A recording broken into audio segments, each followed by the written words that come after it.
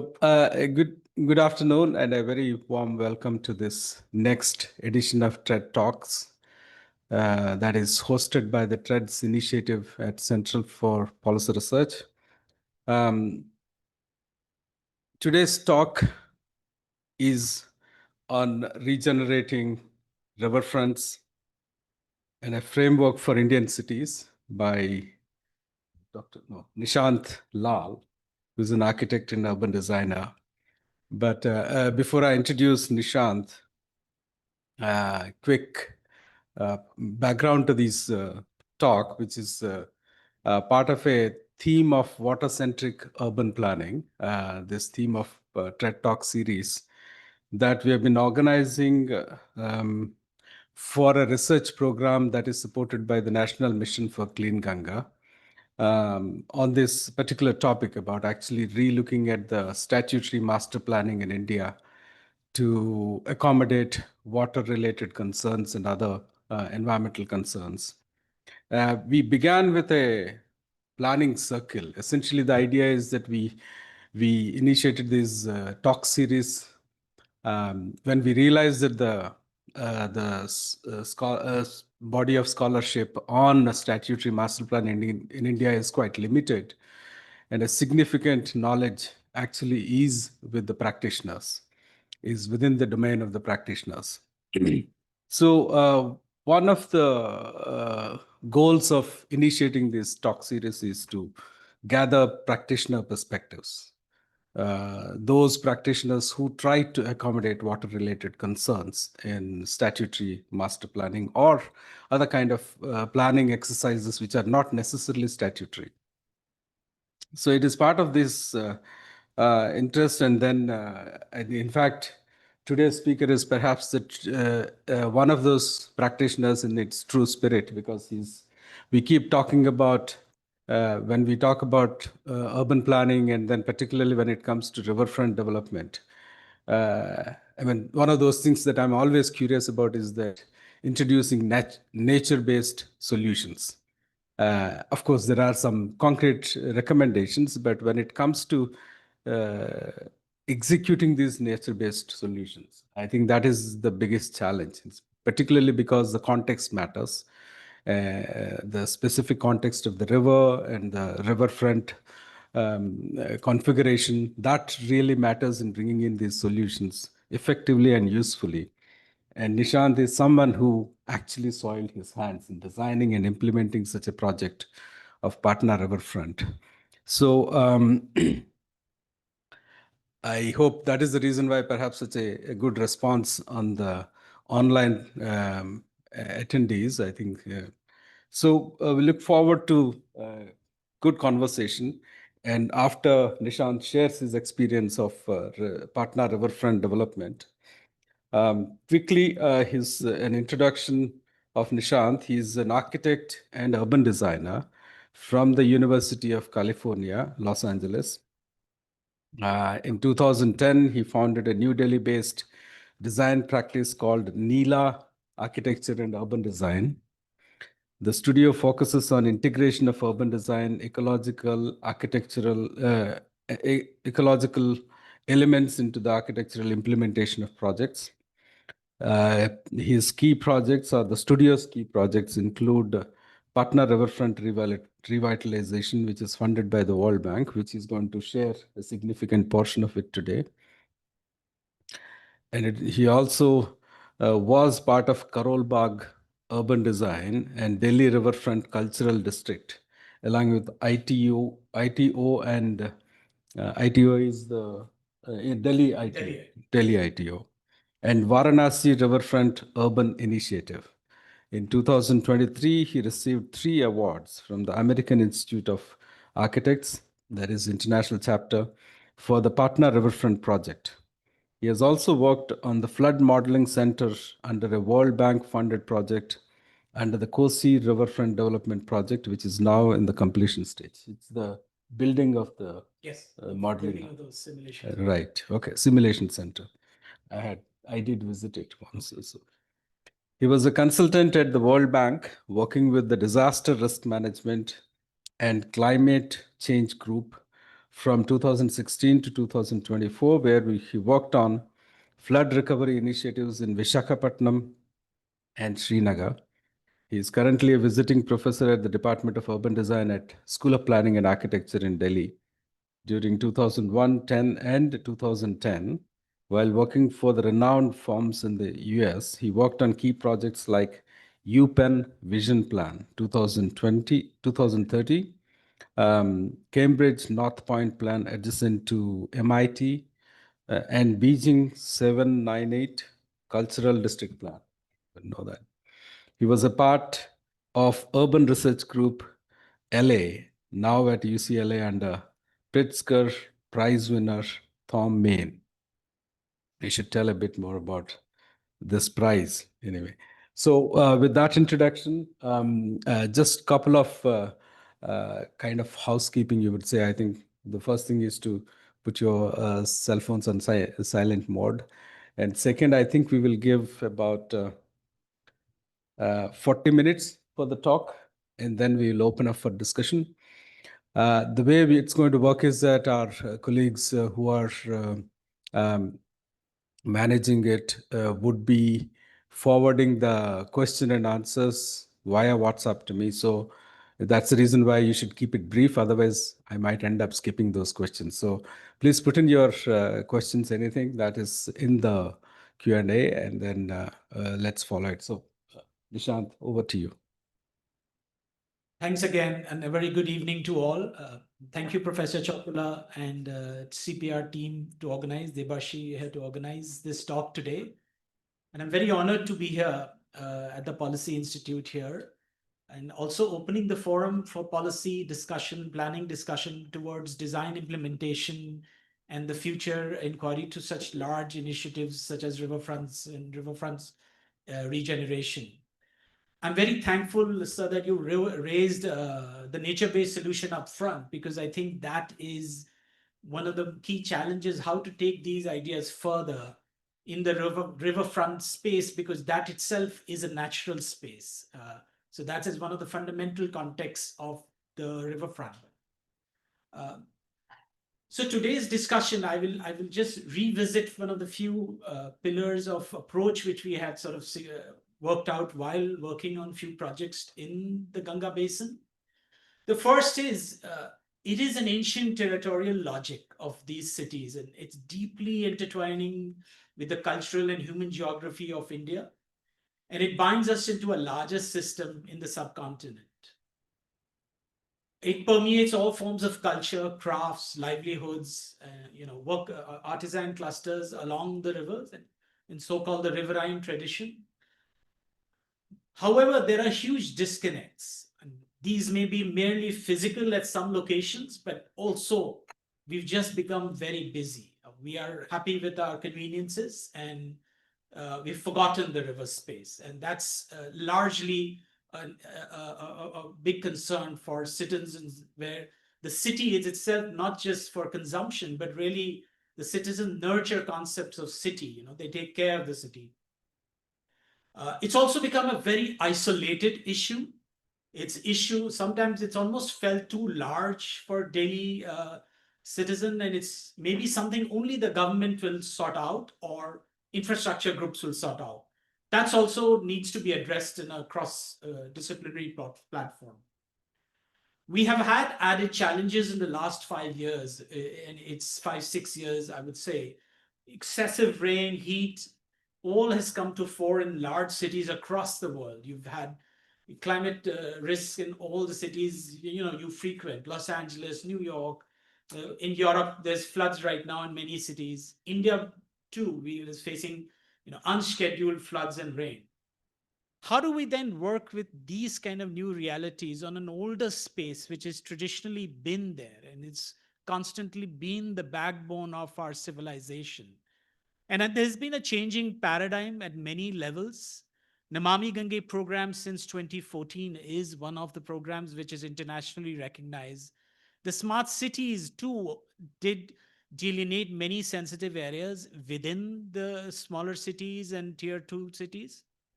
We also have a new, robust civic engagement program at Ministry of Water, Namami Gange and NIUA. The newer last 3 years have also seen River City Alliance being formed. Many guidelines and policies have been undertaken, and it's an evolving space and much more evolving for discussions like these. I'd like to take just a minute to, although thanks for the introduction, I'll just frame it in the context of water and riverfronts.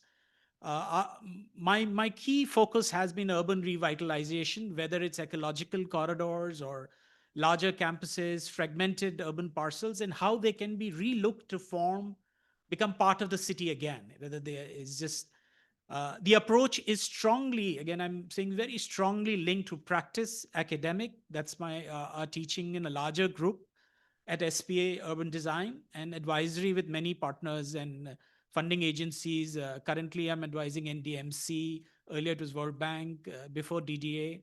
So I think it's that loop of sort of collaboration which allows us to work better in our own projects. And the specific work spheres now we have along the river is developed through Navami Gange cities, Yamuna Riverfront, Kosi Modeling Center, Varanasi. And by the sea is something we've been doing along the coast in Kutch for the last 3-4 years.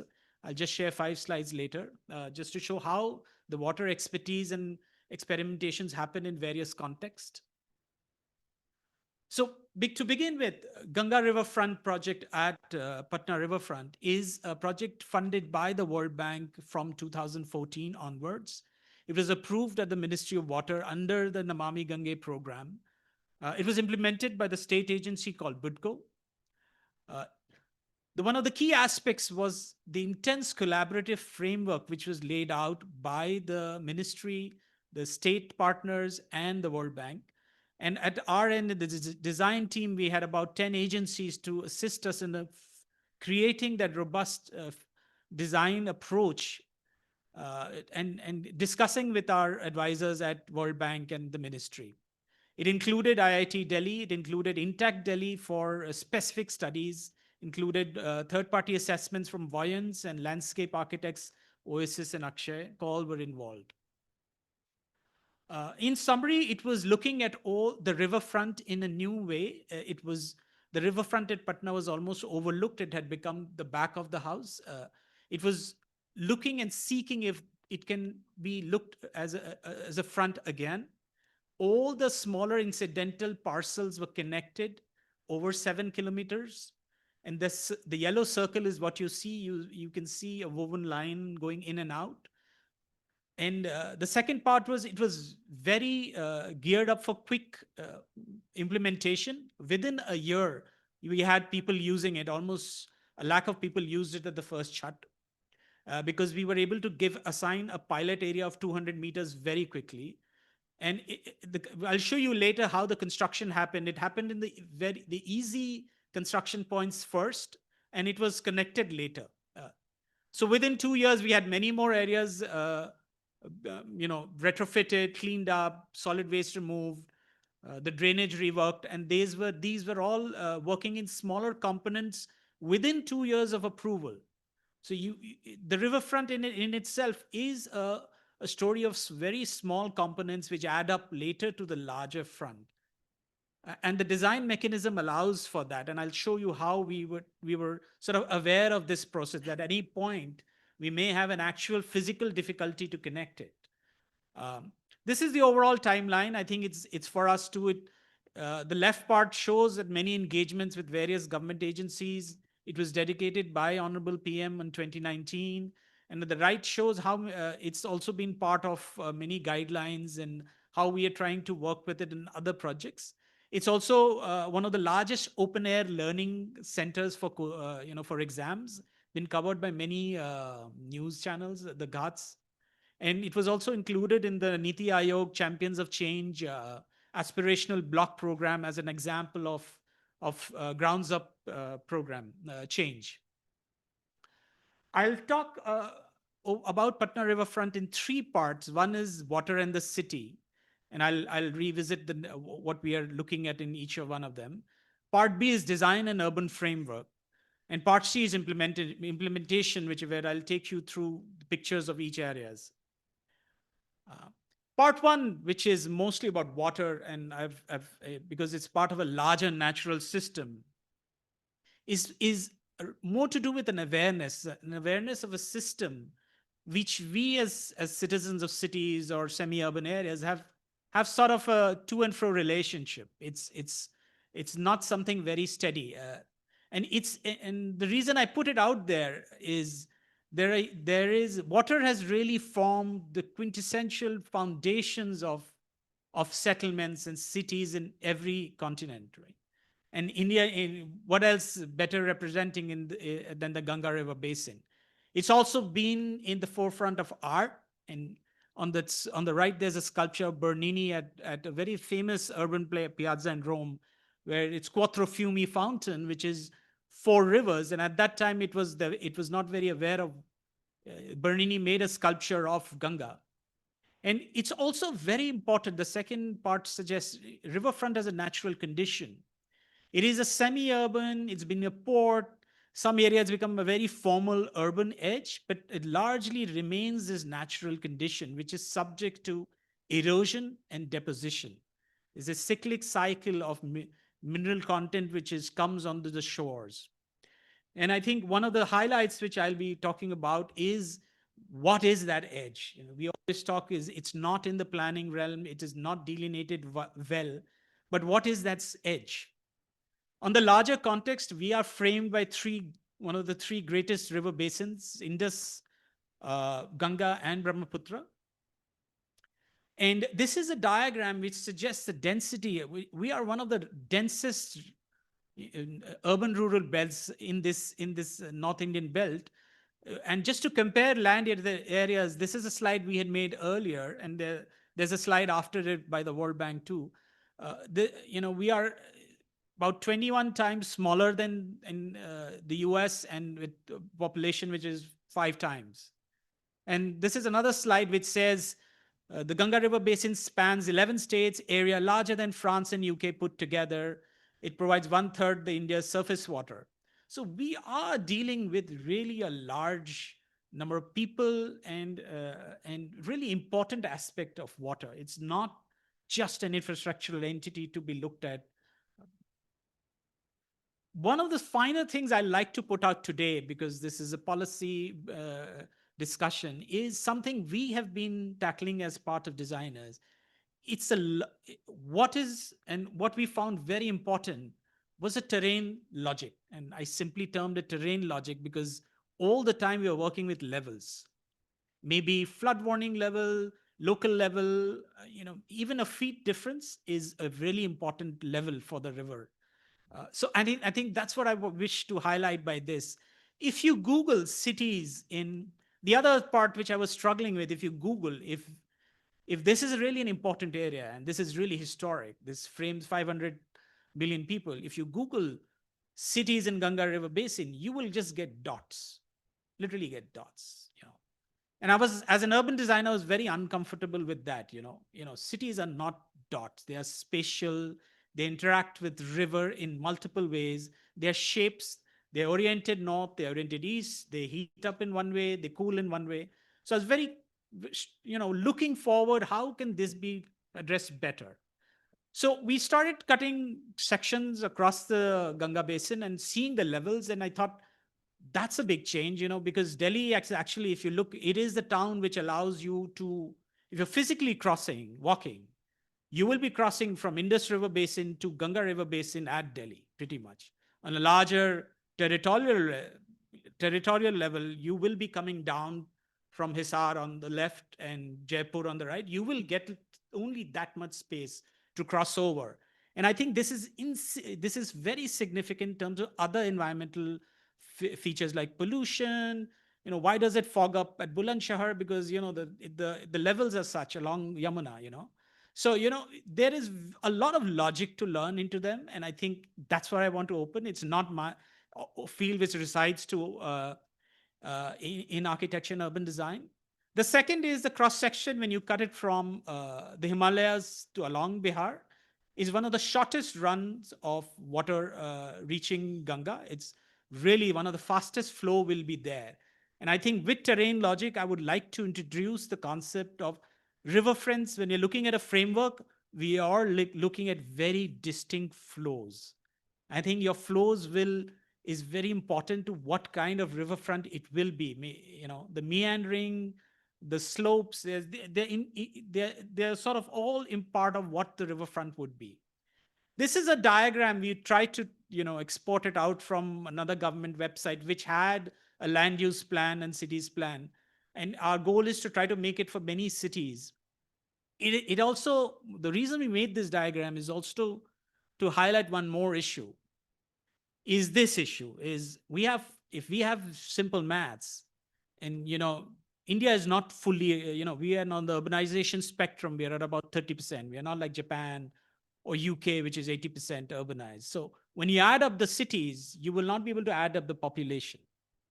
That means it's not entirely city centric. It is a diffuse setup of urbanization, which is highlighted by many policy groups. And it's an interrelated cluster cities. So I think the question to me at this policy group would be whether individual centric master plans will be enough, or do we need a larger level of territorial intelligence, you know, which may be corridor cities, belt cities. And we realize it when we are working on cities at a larger level. You know, these are, you know, these are cities which are very diffuse. You don't know. I think marketing folks know this better, where because they know their cities in a much better way, where actually they're selling, so they know the basin slightly better. So I think that's where our urge was. Let's look at this terrain logic you know, in a more serious method. Second is watershed, which is already been taken up in many forums. And I think I will move on. The only 2 points I like to make is India has already highlighted 25 river basins. We added in that basin, we added a one major city. Like now we've used that dot to see whether there's a repercussion of a population centric area and the larger basin. It's an exercise we are trying to just create some diagrams to which allows us to see and question things more than just the text. The right is whether we have cities with various shapes and how the water interfaces. That includes lake towns like Udaipur and Bhopal. So this watershed planning and the and is really important, and I think it'll come. Should be a convergence from policy, planning, and design. Just at Patna, I will explain you how this works. The watershed systems, and I think maybe if you help allow me to explain you it, uh, that's the yellow circle is the traditional location of old, you know, historical Patliputra. If you see now, you're viewing it from the north, that means you're viewing it towards from the Himalayas. And you have on the rivers, the main river aligning there is Ganga, but you have two of the fastest flowing, Gadak and Ghagra, meeting here. And you would imagine, you know, the silt deposition literally created the city of which is there. Old Patna is much higher than the rest of Patna. It's about a meter higher. It doesn't flood. It's a it's a higher, and then there's a bowl later. So the if the water breaches that mark, then it'll go into the city. So you see how important this watershed is, literally in framing, you know, all these. Another aspect of watershed. This is the three rivers which I just mentioned, and you know, it's almost a very unique geographical feature, which is, I think, not there anywhere in the subcontinent or this continent. These three largest mastiffs of Himalayan system feed the rivers around Patna. The Ghagra River comes from Annapurna Belt. Gandaki province leads to a largest mountain, comes from Annapurna Mountain Belt. Bagmati River comes from Kathmandu area. And Kosi comes from the Everest Belt. So you see the importance of that. We always know that state floods a lot. That was my geography lesson, that this is the most floodable area. But why? We never knew. I mean, now with these diagrams, I knew, and I see an opportunity of management of water, and really, you know, you have the freshest water resource. Uh, just to uh, inform on the on Nepal, when I said what watershed planning can be, these are three pictures from where water is seen as a frugal resource. Bali follows a very strong ancient system of Subak system. Sri Lanka has a very important, you know, watershed system. In Nepal, the provinces are known by the river basin. So Kathmandu is in Bagmati province, which is a river. Kosi province is on the right, and Gandaki is a province. So if there is a way to really work out this intelligence into a larger system, that will be great. So the urban form. Third, really, this is a topic where we start interfacing with planning, urban design, architecture to some extent, and historical, references towards what we can do about riverfronts. So this is a more annotated diagram. That edge which you see highlighted is the current edge of the project of Patna Riverfront. It spans part of Old City, but does stretch out to the newer city. But it adds the arrows and flows, and these are massive. The river can become as wide as 10 kilometers. You will not be able to see the other edge. So the riverfront was only taken at the highest point towards Patna. It wasn't taken at both sides or any other side. I came across this clip. I was reading a book by William Dalrymple, The Golden Road, and it says it was one of the largest city in the world. And according to Megasthenes, the Greek ambassador who visited Patna, the city covered 10 square miles, which meant it was twice the size of early Rome and 11 times the size of Athens, which both cities have incredible forms of urban and architecture examples.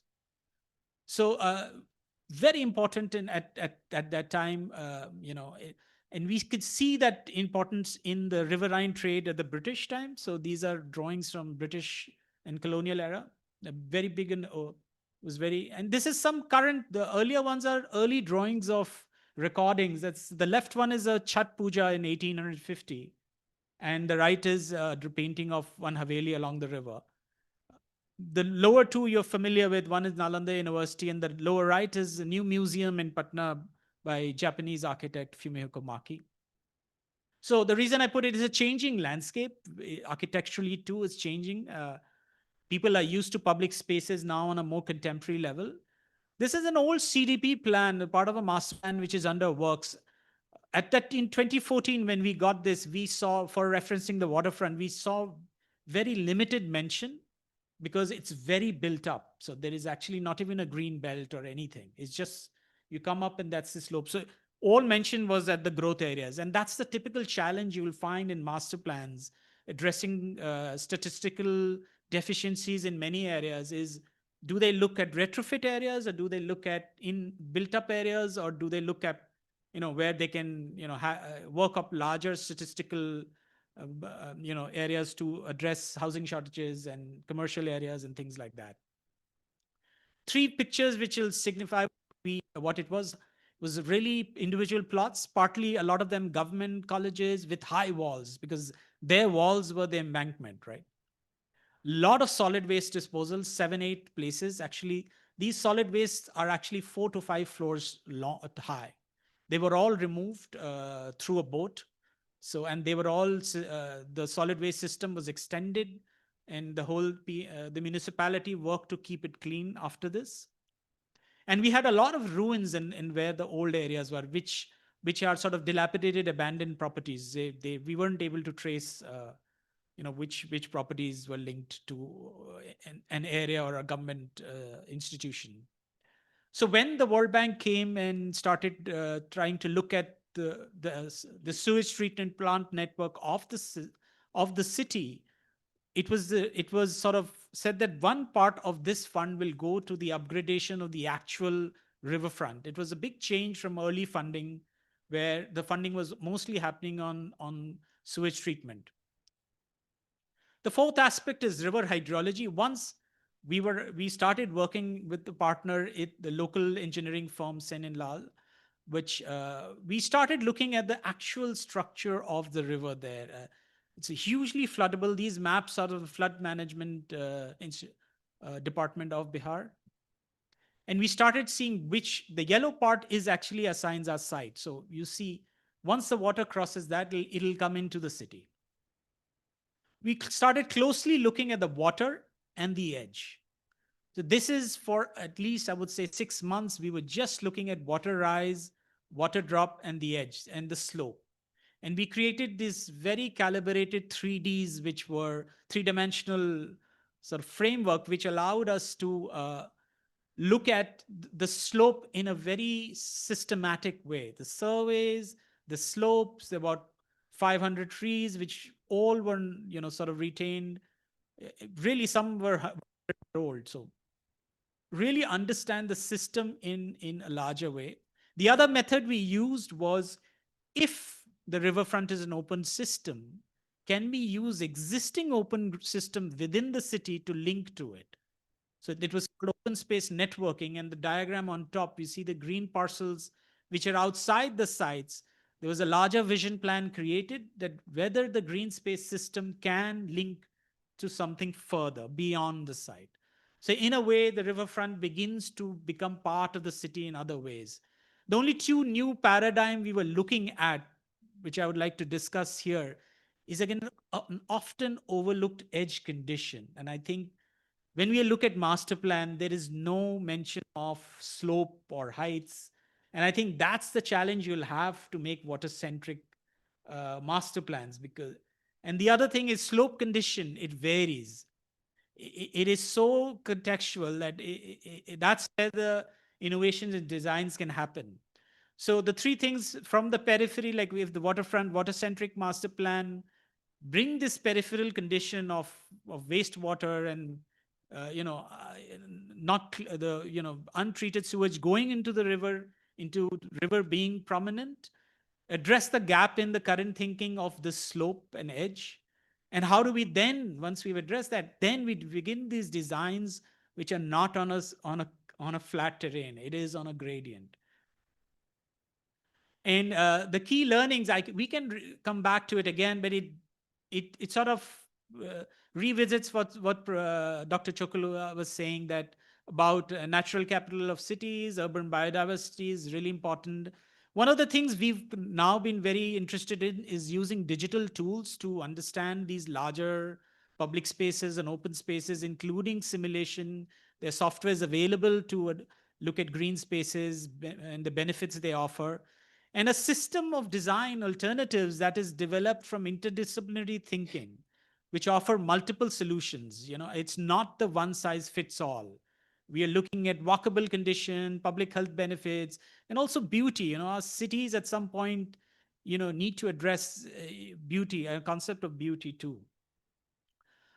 And that's where we transition now to design and urban regeneration. This is part B. This exercise starts with a collaborative understanding of what we would like to do. It's called the vision plan exercise. It takes in all the statutory documents and the survey plans and tries to see what we can achieve. And in here we conducted many stakeholders workshop, and with our advisors from World Bank ministry, we had many meetings on that. uh, Architecturally, we were also looking at a language of this gradient in India. And I think what we realized, we have like one of the best sort of forms of architectural expressions of tanks, surface water capture, running water when water rises, then it'll go to another sort of platform, pavilions, cooling pavilions, recreational pavilions. And that gave us a lot of excitement to work on design. The second is looking at larger riverfront systems around the world, where what are the options? Is it a hard edge option? Is it a soft edge? Or is it the slopes are left bare for greens and there's a walking path on top? And I think after looking at many of these in many of the areas, we started looking at that module where the slopes were green. Already along the 8 kilometers, when we look at Patna, it was some areas are quite sporadically very active. One was Gandhi Ghat, which there were already an Aarti happening. A lot of Chhat festivals were happening below the bridge. We also then looked at what are the spaces which are underutilized, the historic fabric, and can we add multiple connections to the river. Basic basic idea remains the same. We are using the top part of the slope to walk, and we are restoring the slopes with natural methods. And there are certain retrofitted hard ghats, which is sloped areas. This is a sample set at the vision plan level and a sample drawing. So We looked at various permutations, whether do we extend 4 meters on the slope or do we extend 6 meters. The rationale was where the slopes are very steep, we only extended 4 meters. So that's a learning. The geometry which led that, the structural geometry is we extended only 4 meters in the old city areas. The other slope is sort of restored via landscape, gabions and plantation. And the largest civic plan was created for along the 7 kilometers. In doing that, we were able to create 15 acres of new public space. And we were able to also allow a better way to manage the Chhat festival. Now, why new public space? India has a very low public space index. That means we are a huge population, but we have very little place to even walk around or recreate. And either we walk next to the road or we go to formal parks. So if we are looking at a broader citywide perspective, we have to provide more public spaces. The next step was very detailed orientation of local, it's called precinct wide urban revitalization plans. And this is where we were split into about 4 or 5 teams within our studio, and we were just looking in one area, team wise. And it included buildings, open spaces, mapping out, even walls which are stopping connection to the river. Can we break them and ask the government for access through government parcels? And then we created a larger framework plan with facilities. One of the most important parts of this phase, and this is where we would like some more feedback, is this very granular condition. Again, it reaches out again to a very systematic understanding of slope levels and a granularity at site, where if we are to imagine a linkage along the river, we really have to see each and every link. And that's why I think even today there are about 40 places you can enter the riverfront, and you can walk across the 7 kilometers left to right. And I think this is an exercise which we dealt very in detail, had a lot of public meetings, saw the width of roads and saw the access points, and created a whole riverfront of opportunities of where it'll be naturally preserved, where it'll be slightly harder edge, where the architecture may be heritage inspired, where it'll be contemporary. And that's where it led us to the main final plan, which leads us to this access diagram, which was then given to IIT to approve, and a software management plan. Final, that before I actually show you the interventions, this is a more technical part uh, where all the architecture and community buildings and canopies come in.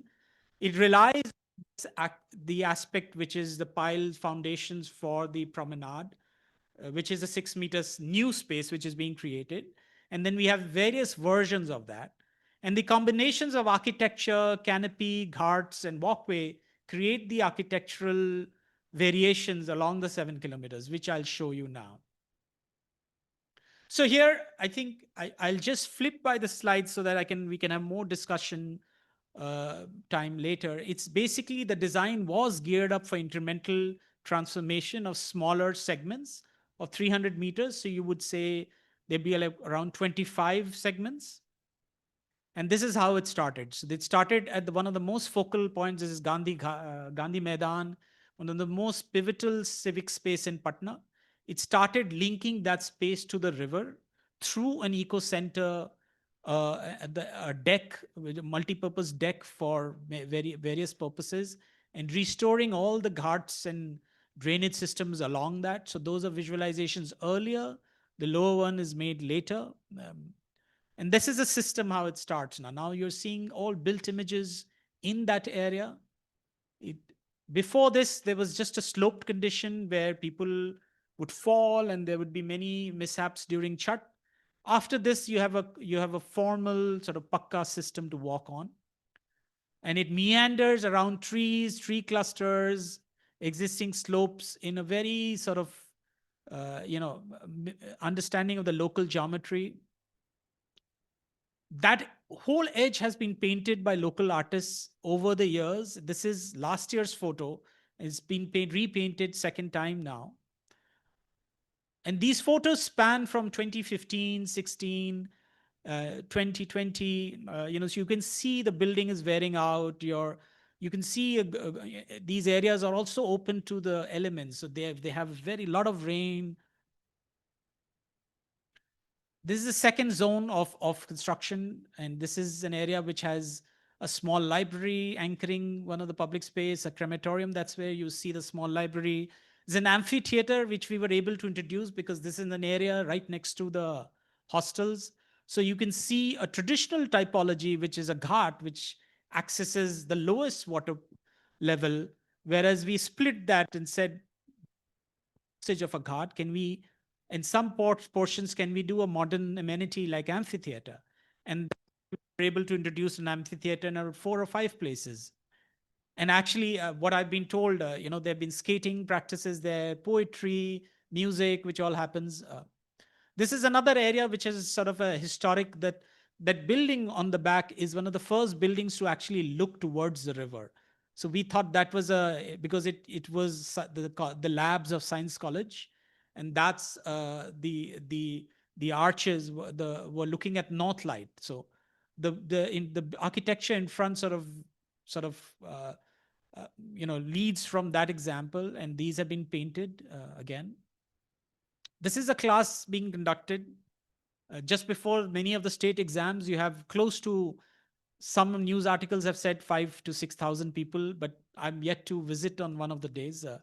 But so these are the pictures. This is a photo from the early Chhat festival in 2016. You can see the amphitheater is empty because only that's the time most of the people are going towards the water. This is again just when the water level rises. So in a lot of ways, this provided the city with the public space, and and it's called the Patna Promenade, and this is a mission activity which happened from NMCG, the whole month of yoga at the promenade. There's enough space to do a lot of activity. This is a photo from last year. Buildings along the waterfront have their own lighting that was not part of our that they have redone their sort of retrofits to meet sort of walking promenade aesthetic. And this is again, there are these very contemporary artists who are painting some of these lifeguard kiosks and the canopies. This is the library building, which is now being used as the office uh, for the local river management area. This is a crematorium next. This is an electrical crematorium built next to the flat platform. Is where a traditional crematorium happens. It's raised to a higher flood level too. So this is how it is set up. There's a prayer hall. The space below has been created as a space for sitting, and the promenade goes above the crematorium. This is a space below the promenade. It opened up. I mean, I visited this site before, and it's like it's very deep. It had a lot of solid waste deposits, so it had to be cleaned up. Levels had to be created for clean, sort of respectable public access. And this is the restored spaces. The last area is along the old city, and that's where we couldn't go along the old monuments. These were promenade which was built in slightly about away from some of the old ruins, because they would have fallen down at some, they were old ruins. So this is some along. Now you can actually have a historical sort of trail along the history of Patna along the river. You can see that these old minarets are there, and at night it offers a fully safe access, which was unheard of. I mean, pre this project, the river's edge was a no go. I mean, at night you would literally not even end up not think of that going as a public space at all. So now it's the area has been transformed into a public sort of you know incredible public usage. These are other spaces. This is umbrellas by the river. This was one intervention which won an award in Europe too, at an urban design architecture festival. And it's been very incredibly painted earlier, and it's been again painted this 2 years again, just refreshed, and it just gives a new feel. Another area where the canopies are inspired by South Indian water tanks, the roof rails go down, and the roof canopies is slopes as per the tanks which you see in South India, in Kerala, Tamil Nadu. They slope along with the steps. This is the final signature sort of building community use. There are 4 community halls which anchor the end of the riverfront project at the city side. It is also a very busy port. A lot of people do cross the city from here. And it's got 4 large halls to be used as Baradghar, multifunction, health campus, health health camps. In summary, the green part is what which has been built already in 7 kilometers. 1 kilometer in north was built in Sonpur, which is another town under Namami Gange scheme. And the yellow is the part where it's still under extension and it's ongoing. This is a snapshot of our award from American Institute of Architects International. It gave us the Merit Award for Urban Design and Inclusive Design, which allows a lot of people to access this area. We are working on a book. We hope that it will be complete this year, so we would love to share that later. If we have 2 more minutes, I just want to show 2 more facets of the same topic, which is about here. I did mention earlier about simulation and new technologies. This is a center. This is the India's second physical modeling center being built on sea riverfront. It's primarily because the only one which is built for to do is in it's the Integrated Water Research Institute at Pune, and this is so I think it's a big thing to do a systematic study of flood implementation and do it digitally. So one is the mathematical modeling center, which actually in the flood in the irrigation department in which is FMIS and the water resources department. And the physical center is a building which is on the border of India and Nepal, and that is being designed to really model water in these trays and really see with sensors also. I think that's a big really understand it scientifically. The second project is a project we've been working. This is an area in which, and it's an island. It's a promontory. It's the only one very unique island called Narak Sarovar, and it's about a 50-acre master plan we are working on. Key aspects has been how can you start looking at architecture, which buildings.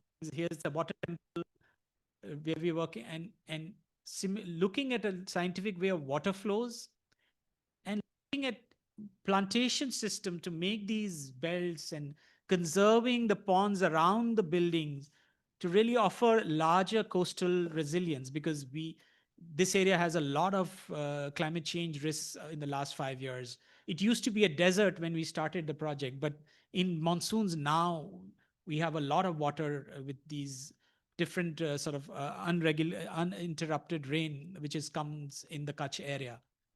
And this was also part of an exhibition in a conference at Natural Capital Symposium at Stanford University, and we were very happy to see lots of many other initiatives around the world trying to work in this field.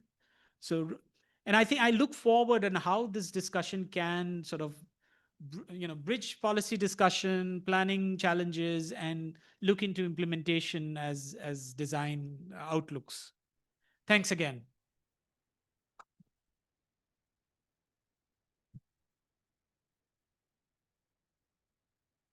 Thank you, Nishant. That is, it's fascinating work, and it basically gives us a sense of what kind of details matter in the larger, idea of riverfront development and how complex it can be. Quickly, I thought I would mention this in the beginning of the talk. I think I'm sure you're aware of this high-level committee report that came out, the report number 4, is it right? I think my colleagues can help here.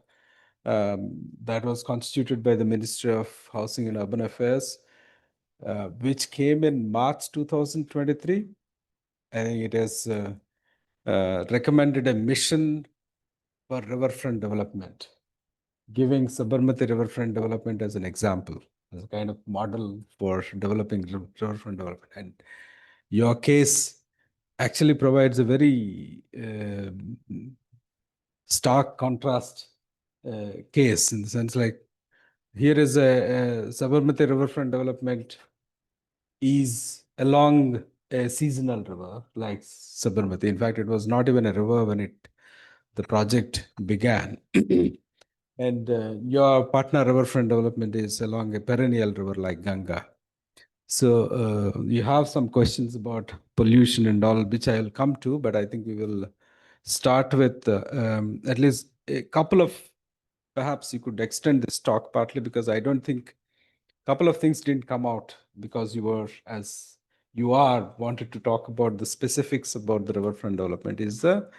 I'm sure there will be questions about it, is the public consultation process. You did mention stakeholders, but if there is some details that you could share, because there is a stakeholder consultation process, how an architectural vision, an urban designer's vision got modified because of the public consultation process. If you could actually share a couple of examples, I think that would enrich this conversation. And also a bit more details about the way the project itself was framed in terms of the financing. Where did the money come from? Who are going to pay back, and how are what's the kind of revenue inflows that are expected, if you are aware of it? But these are the couple of things, if you could add, then we can open up for questions from the audience. Yes, thank you for bringing those two concerns. Public consultations have been a part of this project since we presented this project earlier, and there is a 500-page document which can be downloaded from the World Bank, which sort of is a compendium for the process of what all we had to the stages which it cleared for funding. So the 3 clear stages of public consultations were held at the vision plan level. At each ghat level, there was a third-party assessment firm which was hired to hold community meetings. And the second part was to take that feedback and give it to us. It was all it's a detailed chart which used to come to us. We were part of few of them. The second level was a very strong understanding there is some existing heritage. And intact, along with Divya Gupta and Manu Bhatnagar, did this wonderful report where they actually walked the whole 7 kilometers and really made a very thorough report for us to respond to, which has clips of our report and says, can this architecture respond to some of the local? And we took it very seriously, and we sort of responded, and we again resubmitted. And then we thank the team for all that effort. And the third, actually the most crucial one, came in when after the approval had come in. It came from IIT, when a high level committee from IIT along under Professor Geetam Tiwari had been studying for 8 months and for access and safety. And they also gave us some comments on, in fact, removing some areas of retaining wall where the river at some portion has such a strong flow current that it can really retaining wall in some areas will be very challenging to work out. So they said, allow the water to really rise naturally and recede naturally. So impeding that natural system is a challenge. So if you put a retaining wall in many areas, and the receding of water is also affected, because the river system has a sloped condition, and it's the interaction with the slope is the most crucial aspect for biodiversity. You have dolphins really at the edge of where the water comes in, so it's their feeding areas. It's for many species that is the crucial edge, and that's why a conscious effort. It was not that, hey, we have this open area, let's make large decks and plazas and put, so it was a very conscious effort. We are offsetting the minimum aspect for people to walk, which is at places it was 6 meters. In the old city, it's 4 meters. So these are the four really, and they are very detailed documents. We were also, as part of the professional team, we had to respond to them in method of really annotated, like where the drawing has been changed, cloud it, and sort of refer it back to a Word document, say, "Hey, this is where the change has been made." So that kind of thing was done. At an informal level, if we talk, a lot of the public consultations were also very eager about just simple upkeep of the river space, like the edges, which was there was no facilities for toilets. It's a very busy area for fishermen and transport corridors. So people really, they said, we would like, we had feedback for bathing areas, more bathing areas. We had feedback for more, we had a feedback for allowing cattle access to the river. That was accommodated at one of Bharwa Ghat, where there were 4 or 5 cattle clusters who had to really, earlier that wall would have blocked their access, but when we received the feedback, there was an arch which was made to allow for access. So in all, it's a very detailed document. And I think if we need to respond, it's also that I would like to urge that this process takes time. And when we are framing our projects at the government level, we should allow for that time. And we also should allow for understanding the river flow for at least a year, because the ups and downs of monsoon needs to be understood really well. And that's where it's an allocation of time for these consultations. Different seasons may give you different feedback. So I think that's the acknowledgement we would like to go with, that it's really important. The financing part is it is funded by the World Bank with their understanding with the central government. And I may be wrong, but it's a 60-40 sharing, where the state shares 40% and the center shares 60% of cost. And it was built by the state government. Budco is the implementation authority, and they manage the construction process. Utko is Bihar Urban Infrastructure Corporation. They are in charge of all the Namami Gange program. They were the implementation agency for that. So they implemented all this. Right. Okay. Well, I have other questions, but let's open to audience. Add to the finance and the public consultation, that you showed the Patna city as a whole, like access points, that these are the important spaces that got connected to the riverfront. But you didn't discuss a little more on the master plan itself, like the Patna master plan, like how basically you looked at the zones, what it was, did you have to make any changes, or there was a consultation process with the development authority. So that feedback is something that if you could sort of discuss more a bit, that working, like, because it's a micro project in that overall urban space. So how did that thing happen? Yes, I think in 2014, and when we were working, when submitted the final for approval at the ministry, the master plan didn't have a mention for on the riverfront. It just had residential areas, mixed areas. So, and when we raised this issue at the ministry level, the idea is that Ganga is sort of a national river, and all land abutting it belongs to sort of a common benefit. So there were private properties who actually were sort of could have stopped the sort of pedestrian promenade at areas, but I think there was very strong understanding for this civic common, which was sort of which let us go ahead with that connections of each of these parcels. And I think that strongly happened because within a year, segments of this were fully functional and extremely well used. The only thing was there were these strong links connecting them, and we didn't. I mean, I would have to recheck from the local implementation authority, but it was, the mandate was that it was a public area to sort of develop a common public space. The Department of Irrigation used to take care of it, The flood department was also be involved in it, and they were all part of the meetings when this was finalized. So I think I've missed out this. There is this collaboration framework, which there was a very. I've also used this term. This synergy at state, center, and the municipal level, which allowed such a, I would say at that point, quite complicated project to go under construction. So I think that was a very forward-looking aspect that we did get approval from everywhere for that. Well, yeah, we'll come to that question, but I think quickly to add that part, the reason why this did not become an issue in Patna Riverfront is that there is no private sector element.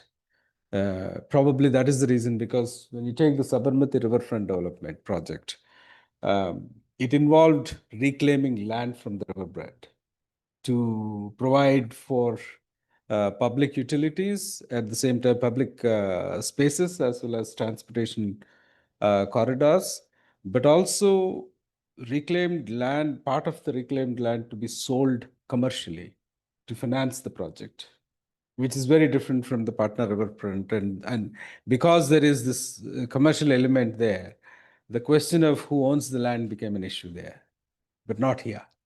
Right. Anyway, so Rahul, I see, or anyone else? So you talked about, is it on? It's on. So when you started the discussion of scales, you talked about multiple scales. That when we locate this plan of riverfront revitalization, you also mentioned the hydrology of the region. You talked about Son River and then Gandak, Bhagra coming and confluencing at Patna. I was wondering, did this entire project take care of the possibility of floods? Because in 2024, last days of September, I visited this entire stretch on the Marine Drive of Patna.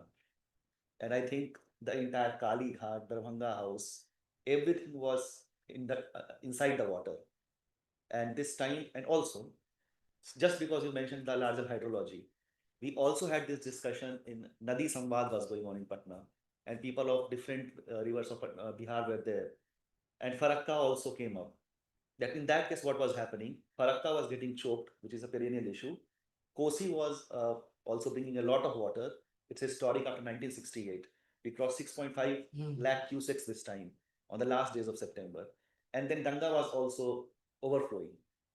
So I'm just curious. I personally don't think intuitively, and by my experience of the space, that it actually stood the floods of that time, this entire promenade you are talking about. I think it was, we must, I have photographs, I will have to see.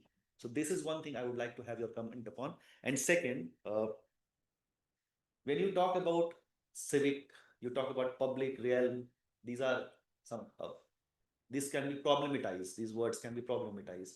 So when you talk about creating a civic realm, is it, are you trying to accommodate the water realities into the city of Patna, or is this project a detour way to beautify the interface between what we call urban Patna and the river? Because I don't think, or I don't see how the realities or needs of Diara community on the northern side of the river is being factored in. Because again, on the similar days of last days of September, a lot of people were there on the Marine Drive of Patna, displaced people of Diara. I did not find any of them on these promenades. You talked about examination preparation going on. Last line, I don't think I would personally celebrate it. This is because of crunch of public space, libraries, university being choked up. So these students are, I think, precarious students who are just sitting anywhere and studying. So I think one about this hydrological consideration, and second about how do you factor in, or do they even count the Diara community? Aren't they Patna or civic or whatever? Yeah, I'm Rahul. I just finished my PhD on Kosi River floods, and I'm from Bihar. So I think all the questions are valid, and I'll respond to each one of them. And you may help me if what is the first one, second one, the third one. If I respond back from the third one, the Diara community, I think when we started working on the project, In the interest of others, what is this community? the people who live on the riverine islands. So Between, it's the name of the community. yeah, no, the area. It's a geographical Basically name. it's the islands between the river. It's called Diara land, and then it leads to a lot of agricultural production happens there. There are villages also, certain, like in many cities, that The relevant question is, do they come under Patna Municipal Corporation? They don't. They don't. You see, simple question. No, but I think I have had an environmentalist go on a boat ride in those areas, and the way we sort of underestimated how much boat traffic there is actually. Even right now, there are lots of heavy loads of boats, people and boat and agriculture produce coming from that area, which is now like Andaghat is an old vegetable market. And these areas, these formed up hard edges allow safe access to these areas. I think in that way, it is looking at a system where daily 10,000 people don't have to step in these slopes and gets, it's a dangerous situation when it's raining and things. They are at a sort of a more designed public space system. And it leads to a logic of earlier system where it's called pakka and kacha. Like even that term is there in housing, that term is there in ghats. So after some point, a kacha ghat is converted into a pakka sort of system to really take care of the number of people coming. Like Varanasi also has this old 200-year-old painting where part is kacha and part is pakka. Now it is all pakka. Right? So it is a method of responding to the slope. A slope, when it becomes too delicate, too slushy, becomes dangerous. Right? If the city, if you're a village with a community of 1,000 people, you're a city of 10 lakh people. That slope becomes problematic. And to that, so we need, as urban designers, we need to make what is a city. It's a larger, when we look at cities and we were designing for these city areas, we are looking at not a small number of people, we're looking at large number of people for daily access. And then decisions are made to restore this area for that number of people. So that's how we went about it. Sown, the flood question, it was raised in many stakeholder meetings. There were two opinions. Let this promenade be at a level higher than the flood level. It is higher at the flood level in many areas, but some areas dip down naturally. So what will happen? You will have the promenade swinging in the air and when you enter from the city's side. So the idea was, let's connect the promenade and it really embed it into the city structure, not have it a separate system. So if you respond to the flood analogy, one place it'll go it'll become a foot over bridge, which we didn't want to do. And that was shared at many public meetings. And the idea was, flood management is a larger, complicated system. This project is not trying to do flood management. It's a larger system. This is just creating a safe path of access. At some points, low points, it gets submerged, and within 4 days, 5 days, it retreats, the water retreats. That was the premise of the project. So you will see at some points it'll be it'll be lower than the water level, and that's the natural ground level. That the idea was to stay with the natural ground level. Don't create an artificial level. That's not the concept of the project. So percentage-wise, I think there are small connections which get they have, because they are natural dips in the form. And did I miss out any? One more? No, just one. So I think the valid question, but engagement was looked at many parts, and my team was looking at design. There were experts from ministry, World Bank, who are doing their own exercises and giving us the reports. So many reports were given to us. NMCG was conducting their own reports, and we were able to take some of these into design. And you see what it is, as a walkable platform. It is a public space. They are words which have multiple meanings, but it is a usable public space in Patna right now. Right. Any other question from the room? We can.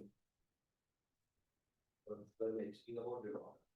So, I mean, it's a very general question that how do you, because I think riverfronts are nowadays as spoken, because I think Rahul mentioned about flood mitigation. You are talking more from the public space realm. So, I mean, based on your experience that you have done a couple of things, like how are you actually positioning riverfront? Like, do you think like it's making it as a public space actually serves the idea of conservation of river, or we need to sort of expand the scope itself, or we are like, again, I think the beautification point that you mentioned, that we are too much focusing on that public space and beautification and missing out the elements. I think some that NBS is trying to sort of, Yeah. a lot of factoring. Yeah, I think I work from a space point of view that we should be really understanding of the hydrology cycle. And if it is like Ganga River flooding over the monsoons, you need to stay away from it. I mean, it can't be an all-out exercise on public spaces. You have to be manage the design in a way which is safe for access. And so it's not a beautification exercise. It is when the approval came when there was an incident at the Chhat festival, and the approval came within a month of that.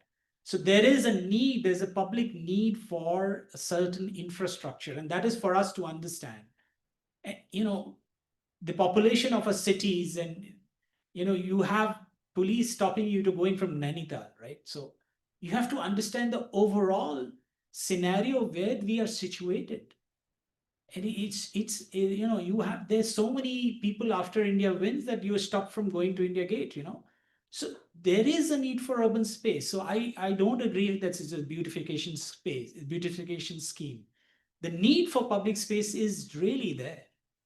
Whether it looks a particular way, that's a subjective thing. Whether from an outside, the other thing is about natural NBS. If the slopes, first thing, let the slopes be natural as much as possible. In your infrastructure works, these are slopes which are, done, there's a system of larger, what you see in your this area is a result of maybe some deposition 5-10 kilometers upstream. So that logic and geometric system is very, it's the river hydrology. So let the slopes be natural, and then see what you can do as part of riverfront. An NBS comes in that can we support that slope if it's unstable. So for some of our areas, there are private properties which are quite unstable, which were used by these gabions, and they were sloped up, reworked for these with the gabions and plantations. But if the flood is too strong, it can deposit a silt layer over a healthy sapling. It's very variable. So if the flood is strong and the silt levels are high, your healthy sapling can be inundated, covered. So it will not come out. And that's the challenge in Varanasi, because the slopes are very strong. And when we tried to do an NBS scheme there, locals would just give us this reference that every year, every plantation gets sort of inundated. But that's said and done. The Forest Institute at Dehradun has a very elaborate scheme of natural systems along the natural areas of the river. There is a very clear understanding in the larger stream. There are natural areas and there are urban areas. That is one segment which is already very clear from an early document from Riverfronts. So when you are at an urban area, you're sort of more urban and less natural. So, however, we didn't take that. We still left the slopes open. We still left it for greening. We still left it for change. Because the surface is changed. If it's slightly shallower, you will have natural species, kusa grass, and grow back. But it's variable. It's something we don't control entirely as per design. And that's one thing I've not said in my presentation, but it'd be really good if part of the scheme would be giving 100 meters of experimental stretches for policy design and planning convergence. Okay, this is this site. And that should be like a learning lab on which develops in knowledge base for current rain scenario, because it changes. What we were facing 10 years ago is not there. River flow changes. So it's a variable system, and where it's not a firm, there's a concept of terra firma when we work it's not a firm land in lots of areas. So I think that's where we So, okay. We can go to the questions, but I think you mentioned about statutory planning, right? So there was a master plan in 2024 for Patna. Was it? But the act, they changed it 2012, that's why, because they amended the Patna's Town and Country Planning Act, and I don't know whether, because they have a flood component, if I remember correctly, so whether those things were. So this was executed in 2019, right? No, this was completed in 2019. It was approved as a final document in 2014. 2014. Yes, So do you recall any interactions about statutory master planning and your design? No, so I think what we had the master plan all along, and we saw that there's no reference to the The riverfront riverfront. space. It's a line and which says National Ganga River. From that line, there's an old embankment line also, which allows to delineate, and then it slopes. At points, it's a very steep slope. So that has been naturally defining the edge. What about other elements like sewerage lines, So that integration of that part? the World Bank project, which has four STPs plan, that has an elaborate sewage network to be, which is already under construction. Many are already completed. So, a lot of there were about 50 drains on the river, which were tapped and sort of retreated to the STP. Okay. So we have got a bunch of questions online. One is three questions, in fact, from Amit Raj Deshmukh. Could you provide an insight on Patna riverfront development considering following two aspects? One is social justice aspect. For example, the fisher folk and other communities who might have depended on river. Was it considered, I guess? And then second is maintaining the existing riparian zones. I don't know what does that mean, but if you know what is the existing riparian zone. The second question is with reference to river floods. I think it is in the city of Pune with 44-kilometer river under its corporation as of today, the red and blue lines are not in place at all. I don't know what is red and blue lines. And we have RFD ongoing. It's not ongoing. It is ongoing, yes. But in scientific, technical, and social viewpoints, in this, an acceptable situation that RFD project is ongoing, but there are no designated flood lines. Could you please comment on this as an architect who has worked on the river?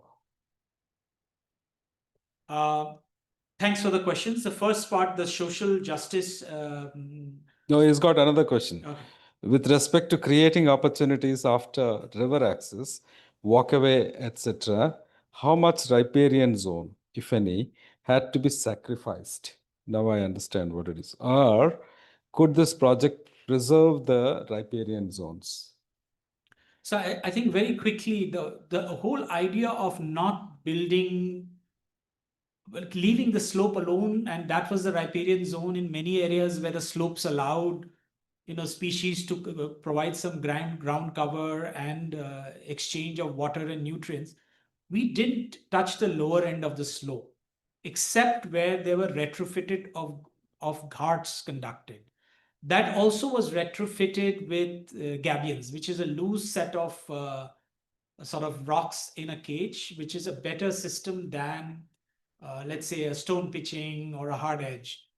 So we were constantly aware of the riparian zone. We had excellent ecological sort of advisors, and our goal was how not to disturb it. And the structural system which was introduced to build the hard edge was conscious of how many pillars required. So we looked at a 36-meter bay and minimal. So we could see how structurally we could do a bay system which would lead less disturbance on the slope.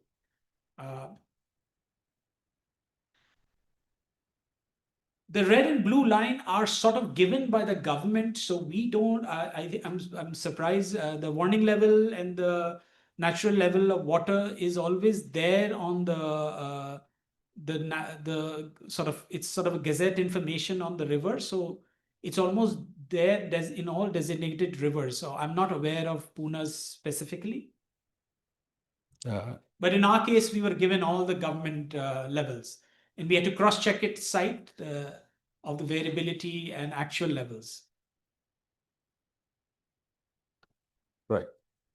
Did you respond to that? Yeah. Okay. So there is a clarification from Mr. Sanjeev Nayak. Thank you.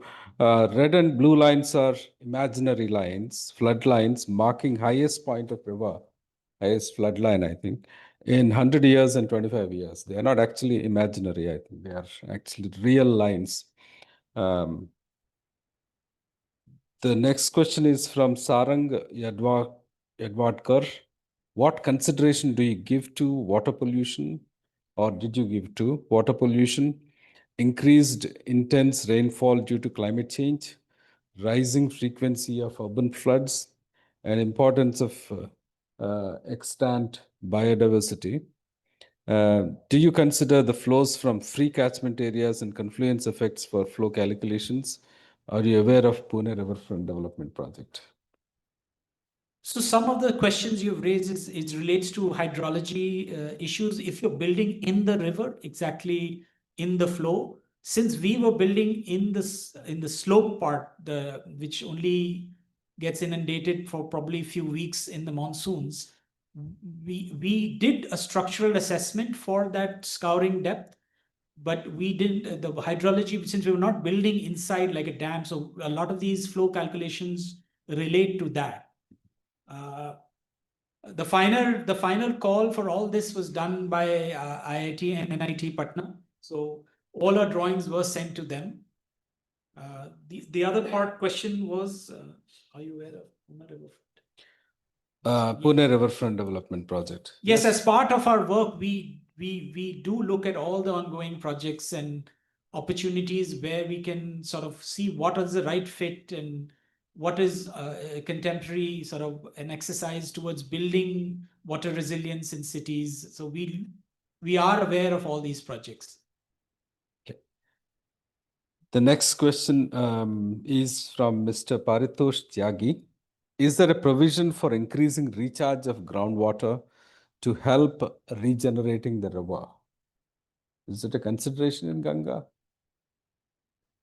Yeah, that consideration of recharge doesn't happen because the water table of Patna is really high. So again, if we are looking, it's a larger hydrological question. So recharge is really important if we come up to watershed management. And I think building level recharge, area level is really important to drier cities, and anyway should be instituted. It's already been instituted by many policy. So I think it is an important consideration in a larger sort of design approach for a hydrological problem. Okay, it is an anonymous question. One is who believes that one of the best example of successful riverfront development projects is the Sabarmati Riverfront Development Project, and then perhaps a possible work opportunity.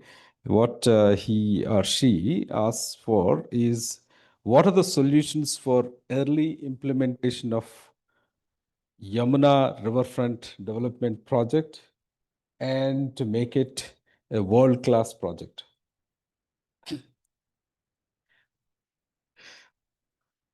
I think that can be answered by both of us. Right. Would you like to take a try? No.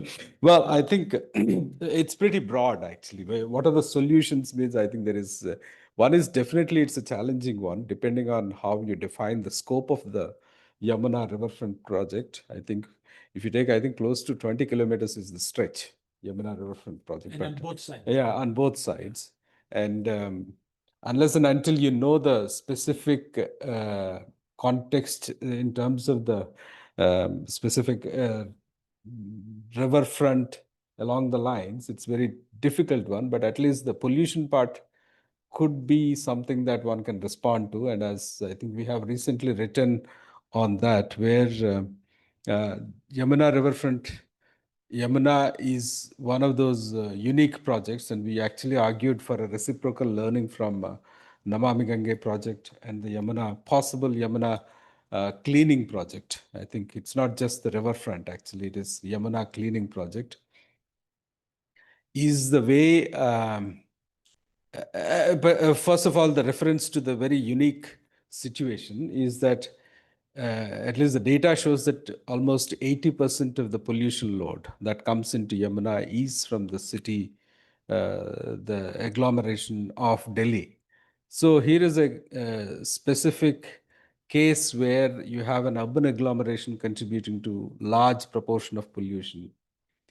And also, there is a political will. I think there is a subnational response, which is somewhat, at least quite high at the moment, because that is a top priority for the Delhi government. So there is an initiative from the subnational entity, which is Delhi government, that is interested in cleaning Yamuna, which can synchronize with the Namami Gange project, which is also, Yamuna is also part of it. I think there is a possible reciprocal learning there, and particularly from a case where a significant pollution load is contributed by a city agglomeration. So I think if you go to the further details and think, at least the data that is available that shows that more than 40% of sewage that is produced is uncaptured and untreated. That goes into Yamuna. I think one of the key elements of it is how you govern, how you can improve the urban governance towards improving, capturing the untreated sewage. I think that is our bit that we could say. Besides the reciprocal learning, it is about focus on urban agglomeration and urban governance. As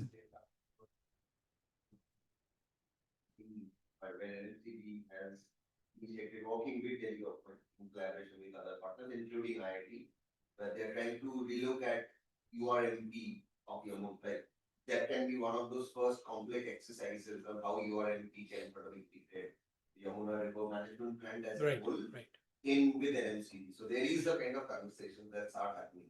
And I think that was very timely in that sense. Yes, yes.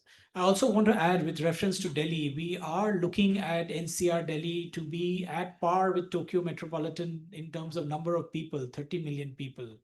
So any ask, whether it's going to be one or the other, is really not possible, because riverfront only represents one part of the hydrological cycle. There are drainage systems, there are watershed basins up in Najafgarh, there are lakes. So it's going to needs to be a very, very holistic approach to look at, just for the sake of the number of people which will be in Delhi. So it really needs an approach at the biggest metropolitan levels and at government levels, to understand the capacities which are being looked at par with the largest metropolitan center in the world.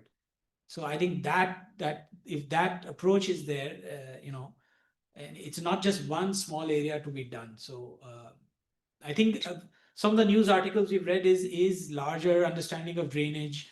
I was in a government meeting where they have identified which are the drains which are carrying pollutant load, and there's some studies ongoing. There's a large article which said that. So I think we see the right directions. So let's hope. Let's hope so. So there's one question from Shagun Gupta. I want to zoom out a bit and hear more on lessons for other cities, say Delhi, in terms of managing riverfronts. I may have missed this comparison, but I think this is something that we just responded to. Unless you want to add more to it. I think if somebody asks, I mean, it's a similar thing which I was saying earlier, that riverfront represents only part of the hydrological cycle. Any answer or response to a water-centric system will be spread out in the larger context. It could be canals, it should be actually all the drains linking. So if the river is a primary system, we have to look at secondary systems, which are canals, tertiary system, which are rivulets, and the system before that, which are surface drainage systems.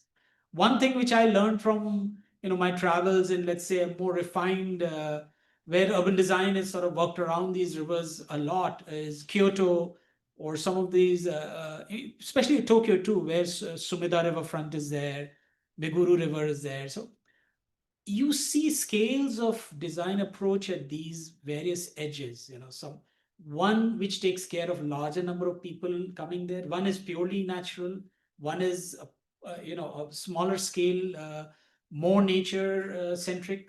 So you see scales of approach in the whole sort of metropolitan area, which is the right method to sort of look at it, so that the representative edge, which is the final section, begins to really be first a natural condition. It is, which is it is needs to be a flowing river, clean river, and since we are in the city part, so we have to ensure that is happening, and then we see take it further. The first premise should be let it be a natural condition as much as possible. So the next question is from Partha Mukhopadhyay, who's a colleague here. Uh, who is using this usable public space that you mentioned in your talk? It's usable public space is emphasized here. Is there any follow-up work that investigates whether the people's relationship to the river is changing in any way because of this riverfront development project? I think that is one question. The other question is that is there any mechanism to trap solid waste like plastics in the 50 nallas? Um, in your project, I think that's what he meant, that flow into the river, or is that integrated with the World Bank's STP project? Is there now no flow of trash into the river? Any idea? So, looking at solid waste, there are three parts. One is that the larger design of the system, the drainage and of the canals, is under the STP system. The second is the surface trash, that is under the NMCG and the Ministry of Water, where they run the trash skimmers under the Namami Gange program. And that is quite fairly successful because before and after Chhat, that is being used. Who uses these public spaces? It's been, again, demographics of these cities, again, why we should be really aware of.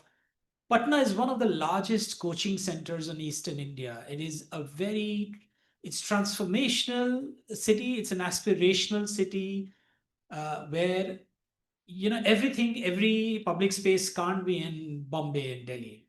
So I feel, and that we confronted this in the stakeholder meetings, that the need for public space really is not, I mean, that is a reality which we have to start looking at in a better way. And so I think this place, the day, and I've been told by the construction agency, the day the 6-meter slab is cast, the old city areas who were locked into these streets and gullies, who had never had access to the river, they could not stop these people coming on walking on it, because that was the first time in maybe 50 years a public space was being built.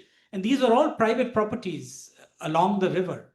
But however, so precariously built and dilapidated it in nature, public space offered it a sort of some sort of upkeep on the water side, which was overlooked. It was, they would throw their trash on that side. So that relationship changed. And I think the usage, we constantly look for photos and numbers. The news article says that over 20 lakh people come for Chhat here. There are drone shots. There are a lot of vlogs which are done, which shows immense number of people using it, and using it in many ways, to study. I know there are two aspects to that. There's the music and other festivals which are then a recreational space. I have also gone many areas, and the usage is more in certain areas, which relates to more student population and more more residential population. It is less in some of the institutional areas, along some of the larger institutional areas. So however, the whole system is required during the festivals and during Chhat. Thank you for that question. So the next question is from Niyati Sareen. What's the water quality of the sewage treated and deposited in Ganga? What is the quality of this water? That's quite, I don't know, that's pretty broad again. Do you have anything to say? So Niyati is a good friend. So Oh, okay. we wouldn't have that information with us. But the government maintains a very rigorous log of this capacity and cleaning. The NMCG has a whole team to do that. The only premise was that when these 10 years of STP are done, there is a first streamlining of open sewage outflow to the river. That has stopped. We have the older processes which are STP was not working. Those have been retrofitted. But I should really do that homework and find that number and keep it for us. But that number is available online. Thank you.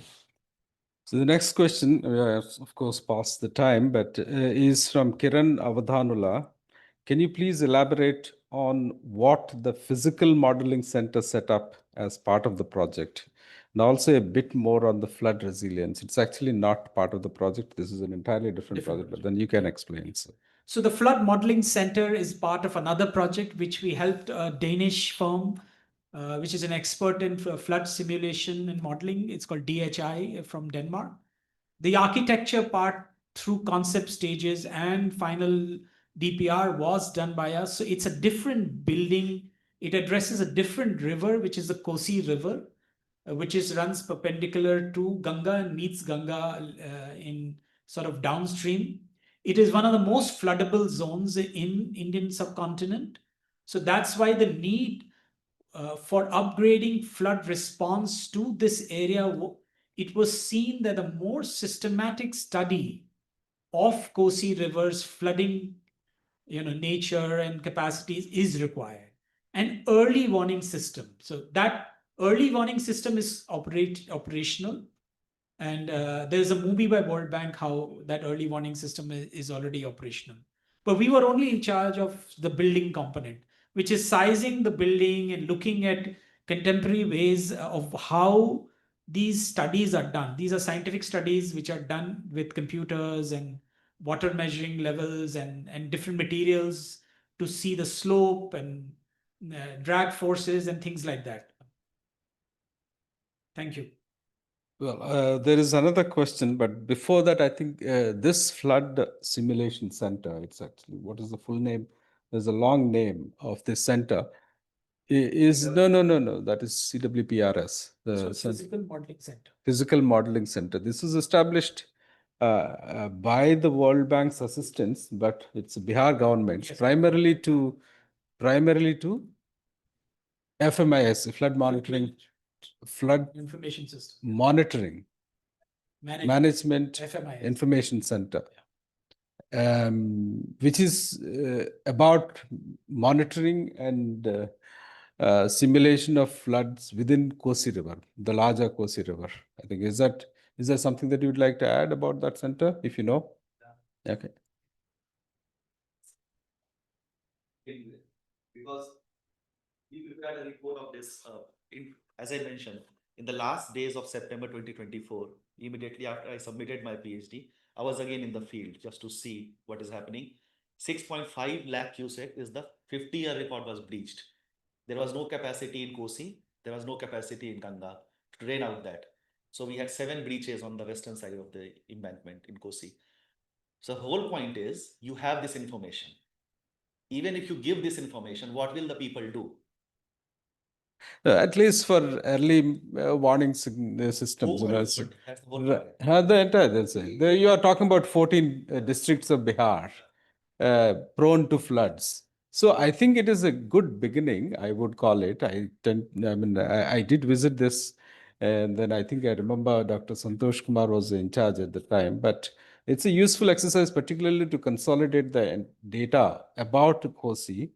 And there is this effort to simulate possible floods and then inform policy thinking, any steps. No that are- problem with that, sir. I would just extend that and say that this information is utilized, it has to be utilized in certain way, and there no work is being done.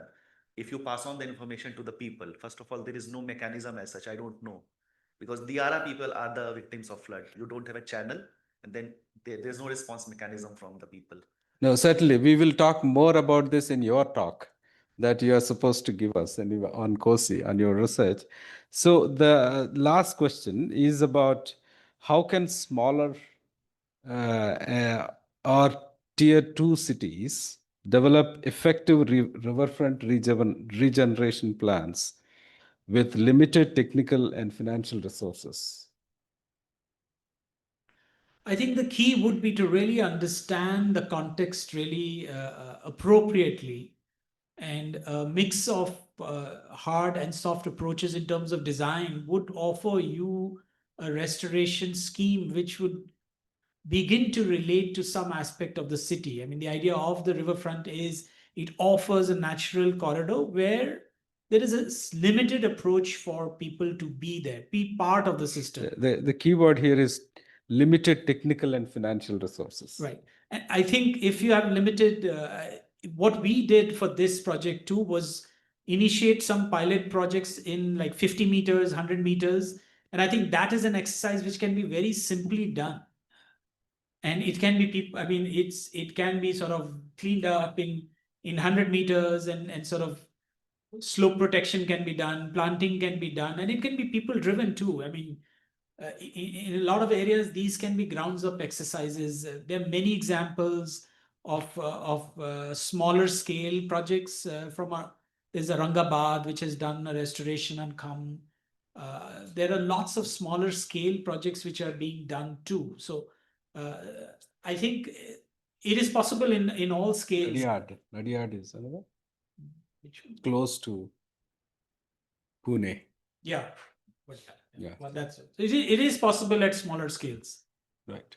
No, I think there is also other possible, if there is someone from an administrator looking at this question, is that at least we know, because we are working with the Namami Ganga program.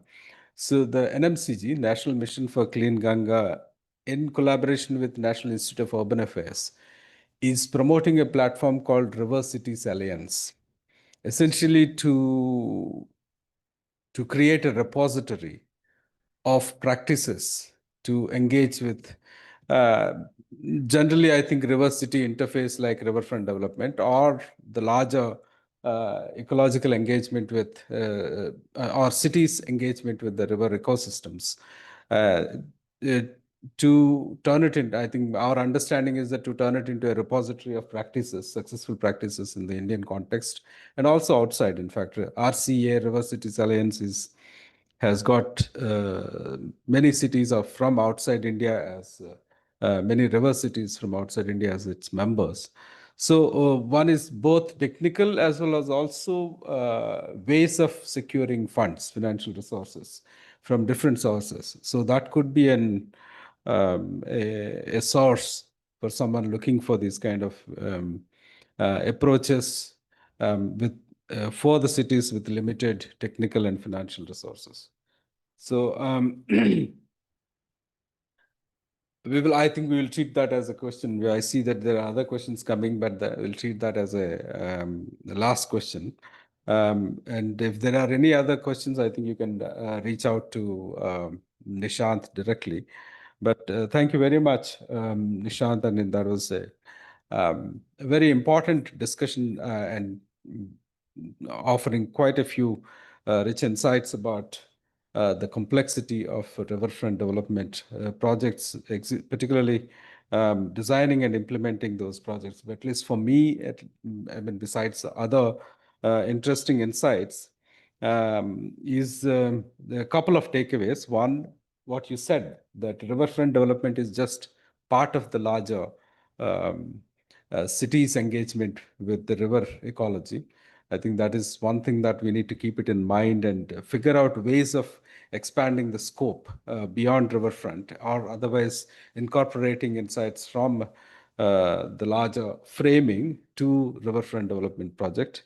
And the second thing that for me is that also is that given the fact that you have so limited resources to build on, to engage within, and you feel that there are gaps in your own approach, and in your own ability to bring in the larger hydrological cycle or otherwise ecosystem level insights into it. I think we should be looking out for greater critical engagement with this river city interface interventions that are happening across the country. And I'm sure it is something towards which we should be walking towards. So with that, thank you very much again, Nishant, for coming over and sharing your experiences. Thank you all for joining today. Thank you. Thanks again for the opportunity. Thank you.